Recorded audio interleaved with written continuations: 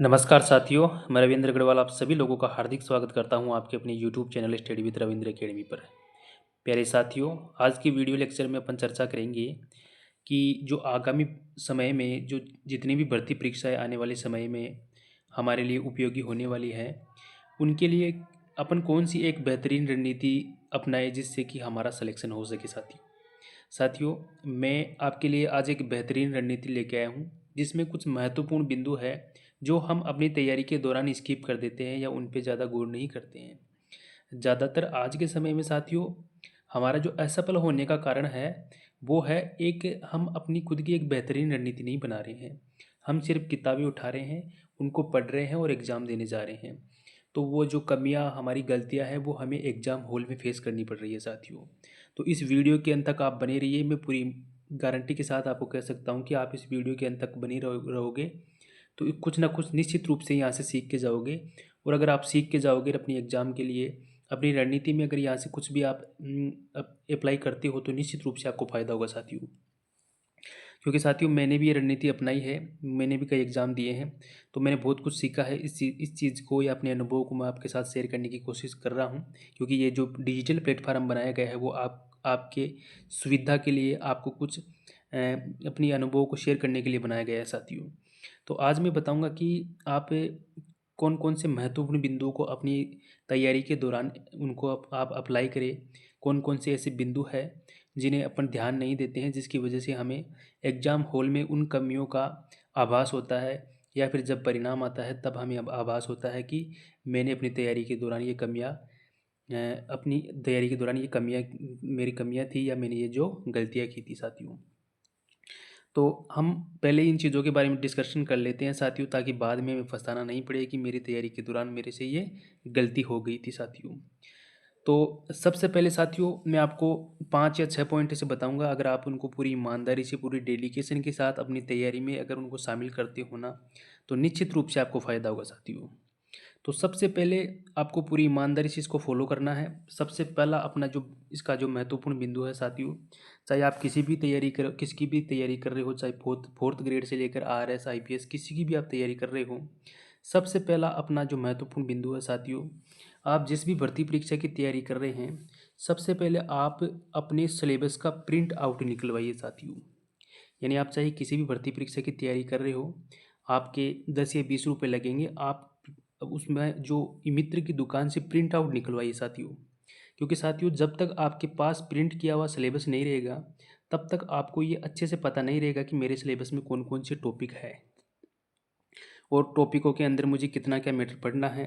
जब तक आपके सामने एक प्रिंट किया हुआ सिलेबस हमेशा आपके पास रहेगा, तो आपको बिल्कुल आसानी रहेगी कि मुझे क्या क्या पढ़ना है और किस प्रकार पढ़ना है साथियों। तो सबसे पहला काम ये है कि हमारे पास है वो प्रिंट किया हुआ सिलेबस होना चाहिए। ऐसे नहीं है कि अपन फ़ोन में डाउनलोड करके रख ले साथियों, 10-20 रुपये की बात है। प्रिंट किया हुआ सिलेबस होना चाहिए, क्योंकि उसमें अपन टिक लगा सकेंगे कि मेरा ये टॉपिक क्लियर है, यहाँ मेरा टॉपिक कमज़ोर है। उनमें एनालिसिस में सही रहेगा साथियों। मेरे हिसाब से प्रिंट किया हुआ सिलेबस अच्छा रहेगा। तो सबसे पहले आप अपना प्रिंट किया हुआ सिलेबस निकलवाइए साथियों। उसके बाद में अपन नेक्स्ट जो महत्वपूर्ण बिंदु की बात करते हैं साथियों, वो है कि पुराने प्रश्न पत्रों का विश्लेषण। ये बहुत महत्वपूर्ण टॉपिक है, महत्वपूर्ण बिंदु है साथियों, कि जो पुराने प्रश्न पत्र हैं उनका विश्लेषण करें। आज तक जिस भी भर्ती परीक्षा की आप तैयारी कर रहे हैं, तो उसके जितने भी पुराने एग्ज़ाम के जो पेपर हैं, आप उनका अच्छे से एनालिसिस करें साथियों। आप अच्छे से देखें कि कौन कौन से टॉपिक से कहाँ कहाँ से क्वेश्चन पूछे गए हैं, किस लेवल के क्वेश्चन पूछे गए हैं, और अब हमारे आने वाले समय में किस लेवल के क्वेश्चन पूछे जा सकते हैं। इन सभी चीज़ों का जो एनालिसिस है वो आपको पुराने प्रश्न पत्रों से ही होगा साथियों। तो आप चाहे जहाँ कहीं भी आपको मिले, गूगल से या फिर आपको कोई बुक मिल जाए पुरानी प्रश्न पत्रों की, तो आप वो लेकर आइए। लेकिन आप सबसे पहले पुराने प्रश्न पत्रों का विश्लेषण जरूर करें साथियों। क्योंकि साथियों, पुराने प्रश्न पत्र है वही हमें बताते हैं कि हमारा जो लेवल है वो किस लेवल का, अपना एग्ज़ाम है वो किस लेवल का है, और मैं जो पढ़ूंगा वो किस लेवल का मुझे पढ़ना है, वो हमें पुराने प्रश्न पत्रों का एनालिसिस करने से ही पता होगा साथियों। तो दूसरा महत्वपूर्ण बिंदु है साथियों पुराने प्रश्न पत्र, इनका अच्छे से एनालिसिस करना है साथियों। उसके बाद बात करते हैं साथियों तीसरे महत्वपूर्ण बिंदु की, वो है साथियों, पढ़ने की सामग्री निश्चित करें। आपने सिलेबस निकलवा लिया, आपने पुराने प्रश्न पत्रों का अध्ययन भी कर लिया अच्छे से। उसके बाद में आपका जो तीसरा महत्वपूर्ण बिंदु आता है साथियों, वो आता है कि जो पढ़ने की सामग्री है वो आप निश्चित करें। यानी आपको कोचिंग करनी है या किसी बुक से पढ़ना है, सेल्फ स्टडी करनी है, जो भी आपको आपकी सुविधा के अनुसार। देखो साथियों, अगर आपने पहले कोचिंग कर रखी है, आपके पास पढ़ने के लिए मैटर है, तो मेरे हिसाब से तो मेरे को नहीं लगता कि आपको दोबारा कोचिंग करने की आवश्यकता है। अगर आप पहली बार ही किसी भर्ती परीक्षा की तैयारी कर रहे हैं, आपने कभी कोचिंग पहले नहीं ली है, तो आप फिर उसके लिए आप कोचिंग ले सकते हो साथियों। तो इसके लिए ये आप पे खुद पे डिपेंड करता है कि आप कोचिंग लेना चाहते हो नहीं लेना चाहते हो।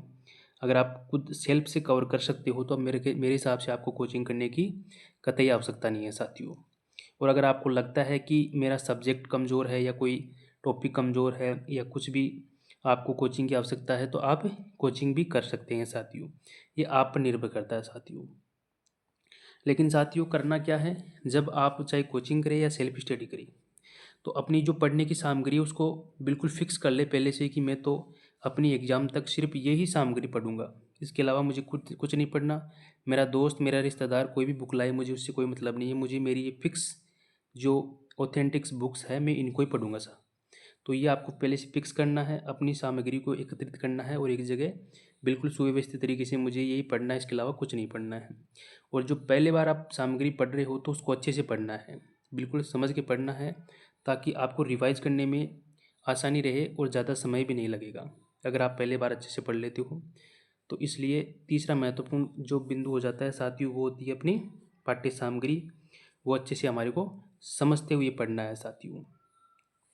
उसके बाद बात करते हैं साथियों, चौथा महत्वपूर्ण बिंदु है साथियों कि अपनी जो सामग्री अपने एक बार अच्छे से पढ़ ली, चाहे कोचिंग से पढ़ी या चाहे सेल्फ स्टडी से पढ़ी, पढ़ने के बाद हमारे को करना है साथियों, उस सामग्री का ज़्यादा से ज़्यादा रिवीजन करना है साथियों।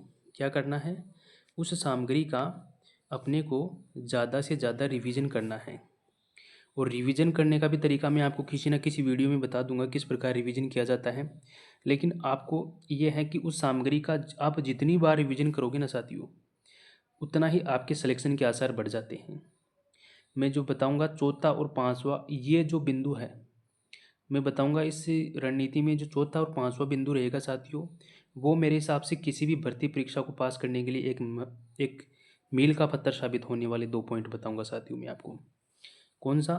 एक तो है ज़्यादा से ज़्यादा रिवीजन करें अपनी मैटर का अच्छे से समझते हुए। उसके बाद में पांचवा महत्वपूर्ण बिंदु है साथियों कि ज़्यादा से ज़्यादा टेस्ट दे और फिर उनका विश्लेषण करें।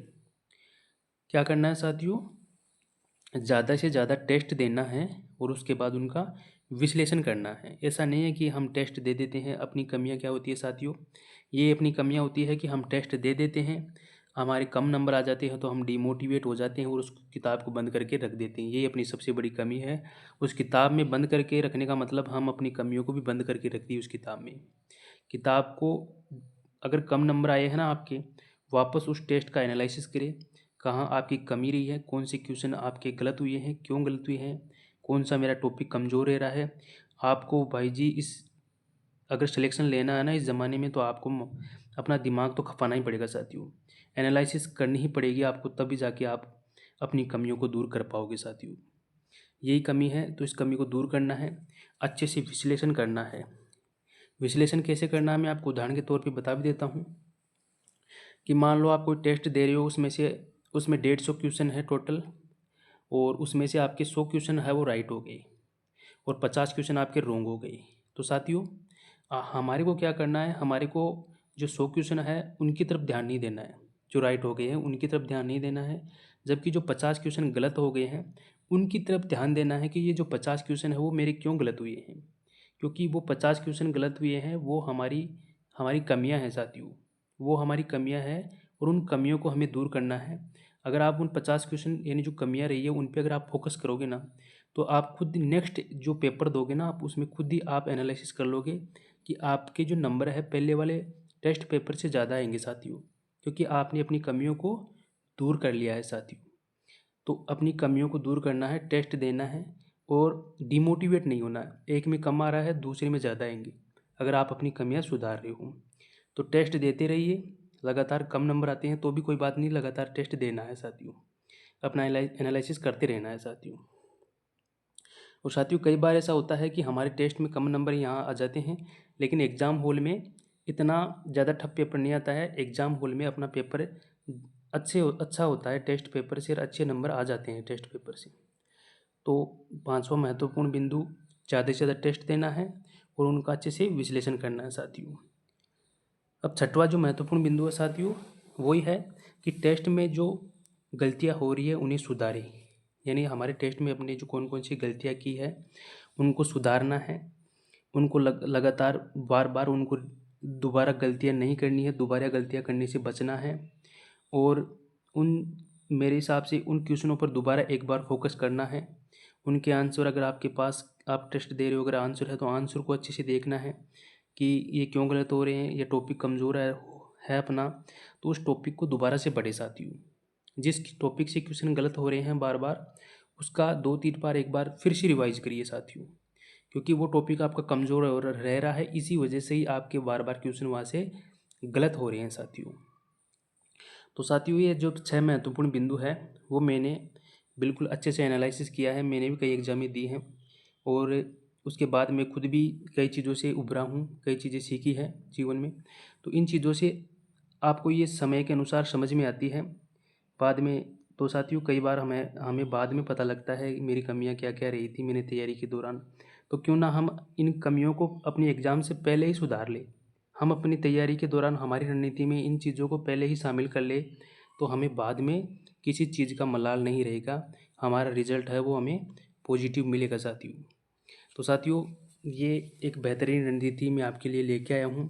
तो साथियों अगर आपको अच्छी लगी हो तो आप इसको लाइक कीजिए, शेयर कीजिए, अपने दोस्तों के साथ शेयर कीजिए, सपोर्ट कीजिए साथियों, क्योंकि आपके प्यार और सपोर्ट को की इस डिजिटल प्लेटफॉर्म को आवश्यकता है साथियों। तो आप अपना प्यार और सपोर्ट दिखाइए साथियों। और इस डिजिटल प्लेटफॉर्म के माध्यम से मैं आगामी समय में आपके लिए साइंस के लिए क्लासेस लेके आऊँगा साथियों। बिल्कुल एनसीईआरटी और आरबीएससी की जो ऑथेंटिक बुक है उन पे आधारित क्लासेस लेके आऊँगा आपके लिए।